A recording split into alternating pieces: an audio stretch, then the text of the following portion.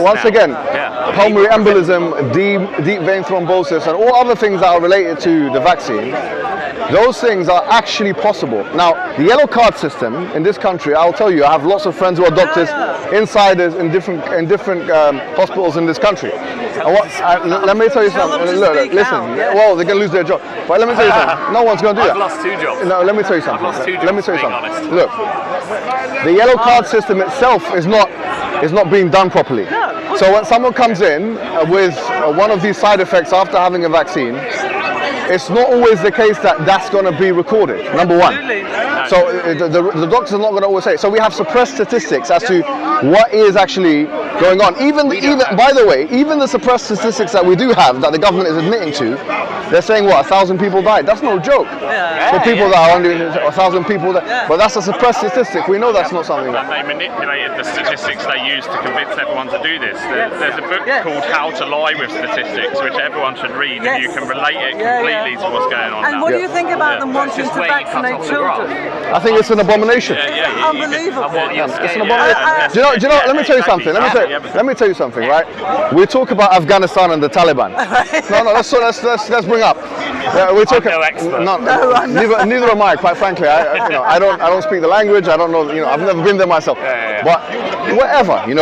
At the end of the day, for me to have an exogenous substance coming into my body, that's more of an infringement of my freedom of rights than a lot of the things that they're coming with. Giving you a passport and telling you you have to put fluids into your body. It's the most offensive thing I've ever heard that the government Can we all stand together against vaccines for children? Oh yes, no doubt about it. Please. Yes. Look, let me tell you something. Once again, okay, I think medical experts are not the ones to consult here. No, definitely not. I'll tell you what. There's a moral dimension to this. No, it's not just that. There is a moral dimension. It's not. What you need to look at, because before I had the view, well, let's see what this does. Absolutely. I'm not an anti-vaxxer. No, that's sensitive. Okay. That's a slur. But I'm not an anti-vaxxer or pejorative, whatever you want to call it. That is a pejorative. Yeah, I know. So-called, I should say. You mean what they refer to as. I'm not that. But what I am is someone who likes to look at statistics, and make judgments. What I know, what I've looked at, even with previous vaccinations like measles, mumps, and rubella, it took 4 to 6 years for them to trial that. Okay. Now, what we're talking about is we're talking about a vaccination which has been rushed in an unprecedented way. Do you know what they say about us being? Do you know the idea that we are guinea pigs? That is actually true. There's no doubt about that. No doubt. There is no doubt about that. Do you know when they say that that's not the case? Whoever says that that's not the case does not know the first thing about the philosophy of science or the history of it. Exactly. You are guinea pigs. I saw the Jamaican president. I'm not sure if you saw this. No, he came out one time. I'm not Hamza Mohammed, by the way, but that's right. But let me tell you something, all right? He came out, Jamaican president or prime minister, I don't know if he's a president, and he said that something to the effect of, let them try it first and see what happens. Yes, he did. I'm thinking. Whereas we live in a country where they have to be the ones that win. We have to do this. I don't think that is the motive. I'm not going to speculate.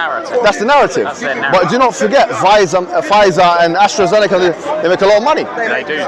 They're just little mom and pop companies. But it's just like a little bakery. The corruption in this country is top grade corruption. Yeah, absolutely. And when we go to our country, like where our parents are from, we're British, but where our parents are from, there's corruption, but it's quite clear. I mean, you can see what you get. What you see is what you get. I've travelled a lot in India. I know all about it. I know about it. You've got an open bribe culture. It's closed. It's not even a bribe culture. This is tacit collusion to the highest degree. Everyone knows that this is the case. Wickedness in high. We're no longer. The problem. They need to talk this is the problem. This is the problem. This is the issue. But let's just employ critical reasoning to look at the facts. The facts are this. The facts are you just don't know what kind of effect this is going to have in the long term. Even in the medium term, we don't even know the stats of the short term. No. And you can't even analyse the stats properly. It's equivalent to doing. And also, how does it how does it feel being told it's your duty to have this foreign substance? I feel pretty scared. I feel like a cornered animal. It makes me. No. For that, no. This for me is an infringement. Well, that claims to be a liberal country, right? Yes, exactly. Now, if I have to go and do this. You go abroad, and they won't even bring you back into this country, which is meant to be your country, unless you fill out the paperwork. Unless you do what they want. This is not British. I might point out. This is not British. No, it's not British. This is not British. It's not British. It's not anything, my friend. It's not even clever. But specifically, it's not British and it's not clever. A lot of our principles of law are based on not doing that. Yes. That is a huge part, and it's what separates us from the Europeans generally. I don't see how, like, you know, I'm confused. The rhetoric that we're finding is like, we're meant to be, okay, it's all about freedom of choice. But now what you're doing is you're giving us all of these, kind of threats. No, they're threats. They are threats. They are legal threats. They are legal, because if I don't comply, then there will be consequences. Did you hear about Morrison's? No. That we're gonna. Yeah, it was. They docked sick pay for unvaccinated people. Yeah, that's disgusting. It is disgusting. Well, I know it's America, but did people hear what Biden said the other day? Yeah, we're losing patients. Our patience is running thin. That's a direct threat to your electorate. There is no other way to phrase that when they say we've had a lot of patience with you, but our patience is wearing thin. That's what an abuser would say. It's an abusive relationship that we're coming. What I do want to give, since we're on this point, sorry. One thing I do want to say, since we're talking about vaccinations, I'll wrap up this conversation. Actually, the government has a scheme. The scheme is if you've suffered any kind of disability from the vaccination. Now, just bear in mind, this scheme is in the government website. I'm not making this up. If you've suffered any disability from the vaccination, they will look at your case and see if you're entitled to a compensation or something, right? Why would they put that there in the first place? Like, if they didn't expect it to. No, this is the point, right? So what are you talking about disability? Why would I take something that potentially could make me to protect other people, not me? Because are you scared of if you get COVID? Do you think you'll die? I had COVID. Yeah, you know, me too. But do you know what? Do you know what's funnier? I had COVID after I took the vaccine. No, you're joking. No, honestly. I made the mistake. I made the mistake of taking the vaccine. Really? I made the mistake. And that's why I. But then, let me tell you something. Let me tell you something. Hold on. After I took the vaccine, why do I know so much? I wonder. No, because then I got a blood clot. No. Yeah. I got pulmonary. I myself got pulmonary embolism. That's awesome. Yeah. I got pulmonary embolism from it. And what happened? What did they do? How long ago was this? This was some months ago. Yeah. Some months ago. Yeah. Are you okay now? Now I'm alright. You know what? No. So I took the vaccine. I got pulmonary embolism because about 10 days after I took the vaccine. Actually, I'm here filming people. Would you mind saying this on camera? Well, look. Oh yeah. Well, no, I know, but I'm getting clips for mine. Oh, and that's fine. Yeah. But let him. Can you help him? Just film it. Yeah, why not? Yeah. I just want this story on. So, no problem. Yeah. I took the vaccine, the Pfizer vaccine. Yeah. And then some 10 days, 11 days later, I was coughing out blood. So I was thinking, what's this? In fact, I came to Speaker's Corner on that day. And I was thinking, I'm losing my fitness. I'm losing because what happens when you have pulmonary embolism is that your breathing becomes very short breathing or something. So what happened after that is one of my friends here in the park, they took me to the hospital. I said, I don't want to stay here, man. Do you know what I'm saying? So they took me to St. Mary's, which is nearby.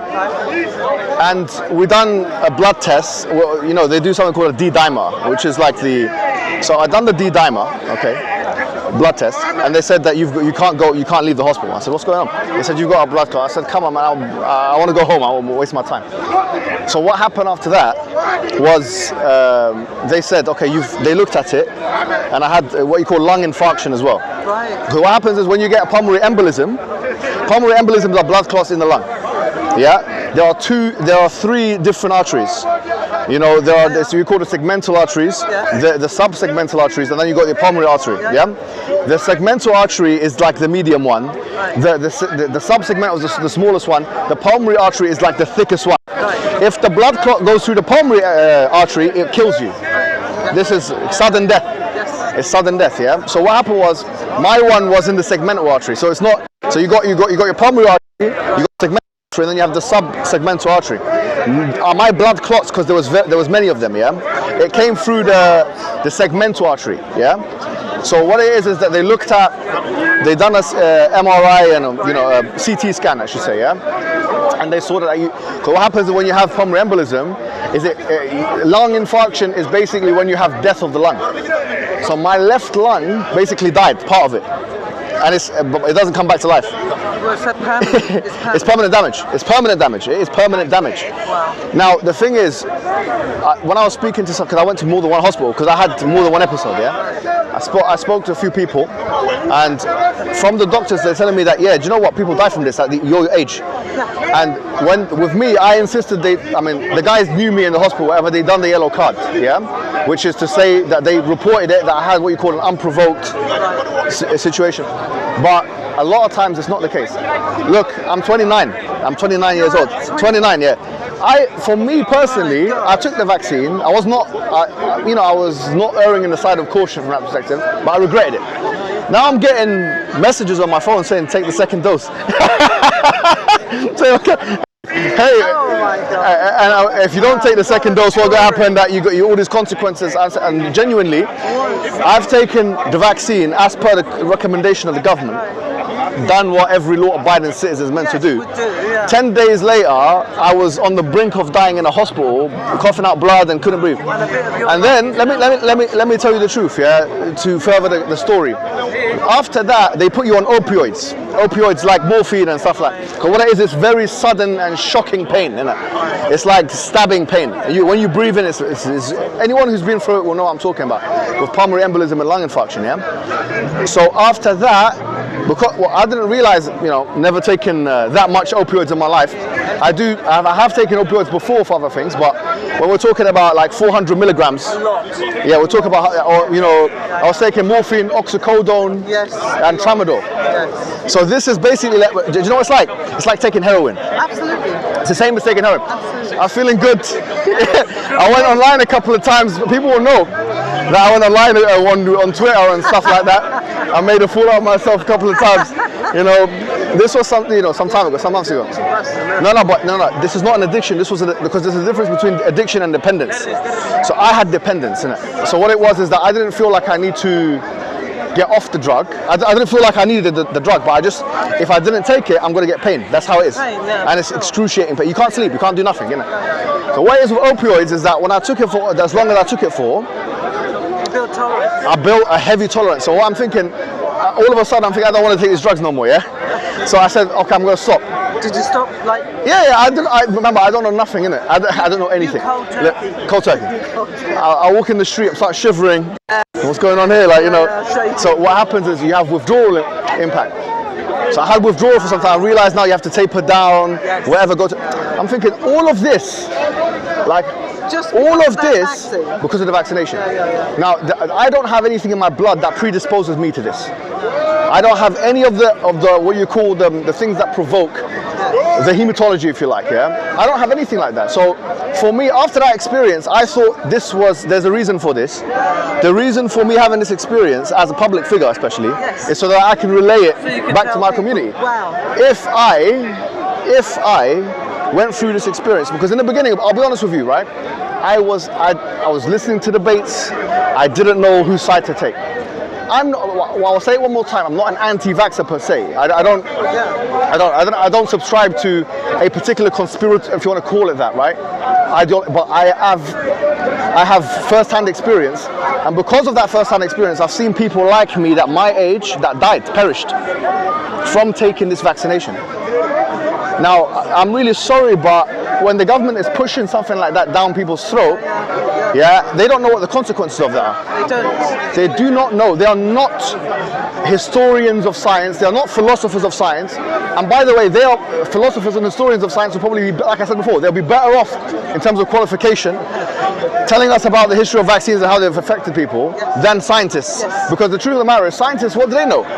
They only know based on induction, that which they can generalize from their sample.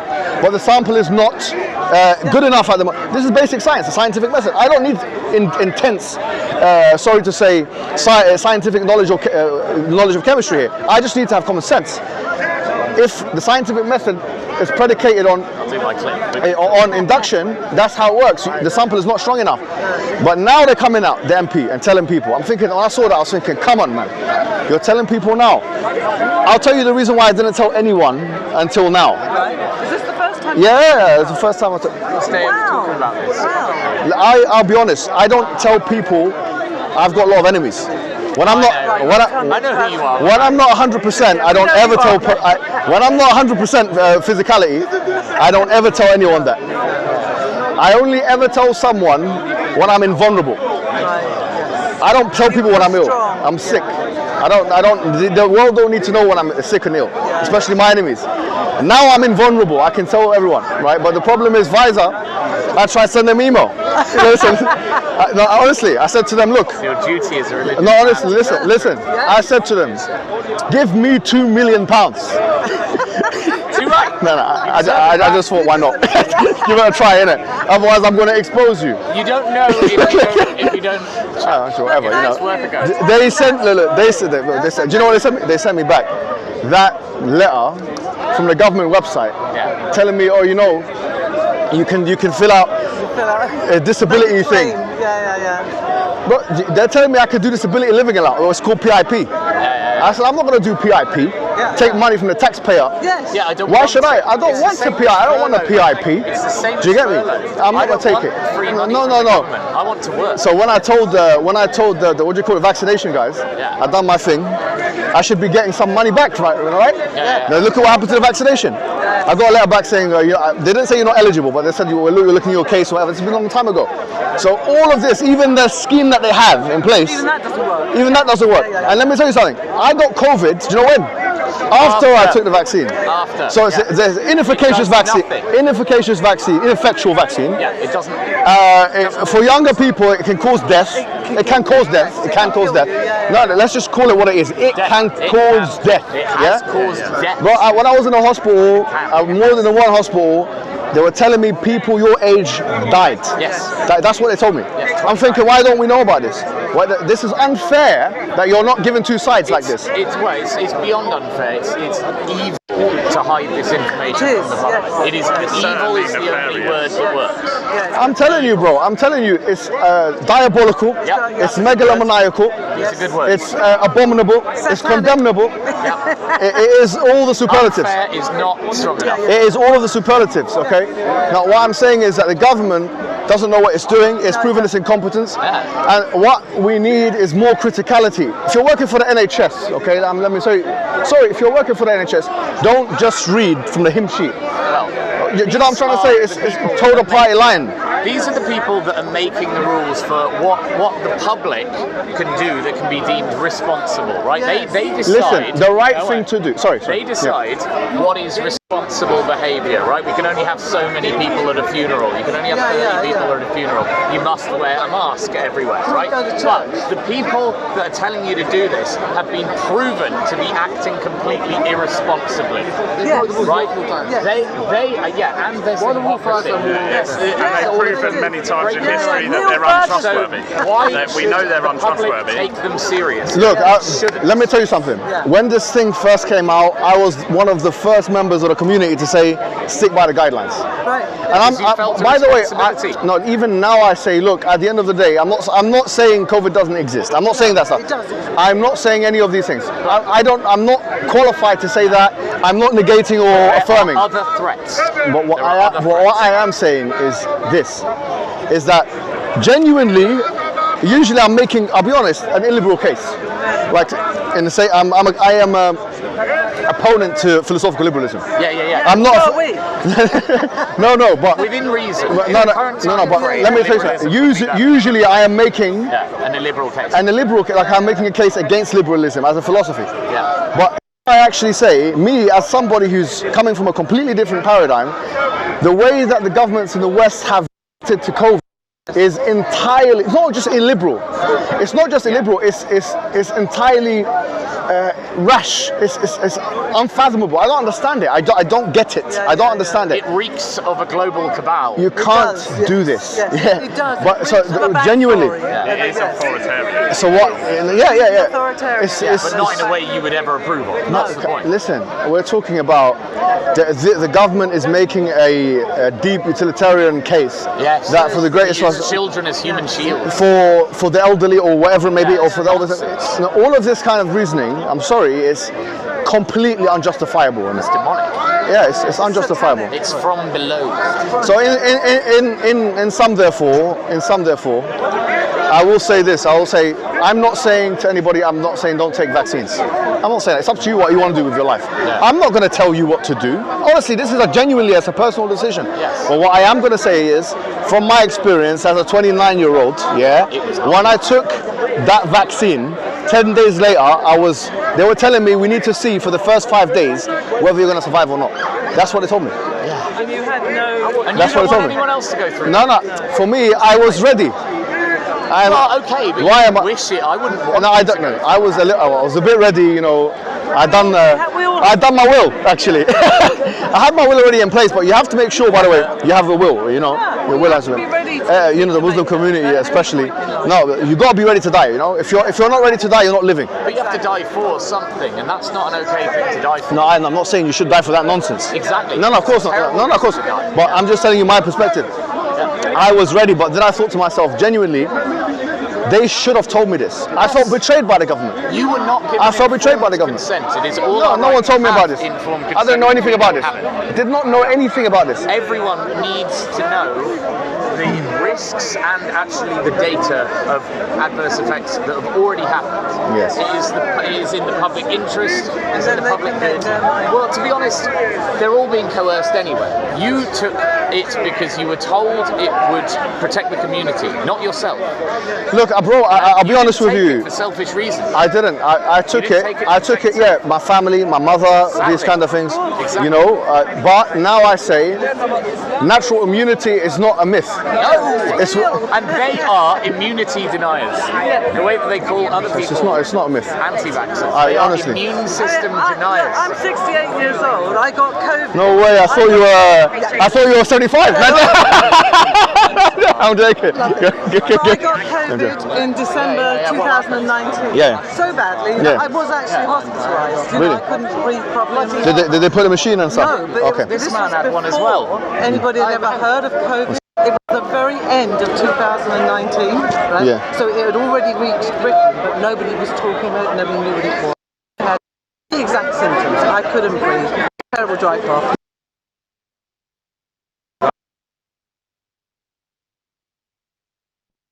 Put me on a drip, they gave me intravenous antibiotics. I begged them to let me go home, and they did.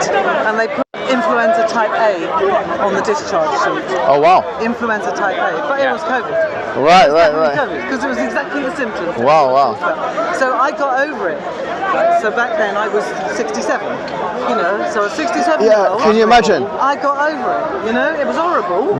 I've been able to say, but pulmonary embolism is something that no one can get over. Exactly. When that clot lodges in your heart, you're As well. you had it.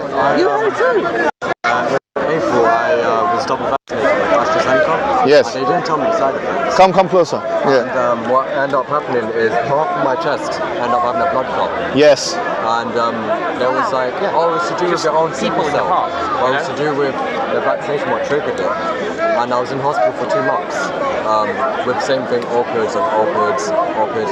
Oh, they gave you opioids as well, yeah? Yeah. What they give you? Oxycodone? Morphine, dihydrocodeine. Yeah, because It makes you sick after a while, isn't it? Yeah, the pain. It's is horrible, bad. man. And recently, actually, I just come out of hospital 2 days ago. I had because of the vaccination again, I have a bump in my arm, Really? and like it triggered a symptom. Did they put you on blood thinners and stuff? Yeah. Yes. What did they give you? Rivaroxaban? Yeah. Oh, you guys are both Yeah. doing this all together. I And mean, they put me wow. on the oxygen, and I just come out of hospital, and I'm not having morphine or codeine anymore. Yeah. Have you got off it? Yeah, off it. Was it hard, yeah? Vomiting. Yeah, it's disgusting, isn't it? Your stomach and that, isn't it? It just shows that they know what they're doing. No, and things about those drugs. Put it on me. When you're in so much pain, it will probably kill you. Pain, but then they need to help. Bro, how old are you? did you have? Oh, too many. Too many as well. And what? Do you know what lung was it in? I have to go. Thank okay. you so much. It's Right really, lung. Thank you. See you later. It was in my right lung. Yeah. Anytime, bro. My left arm. Yeah. Oh, you had it in your arm? Are you in a discussion?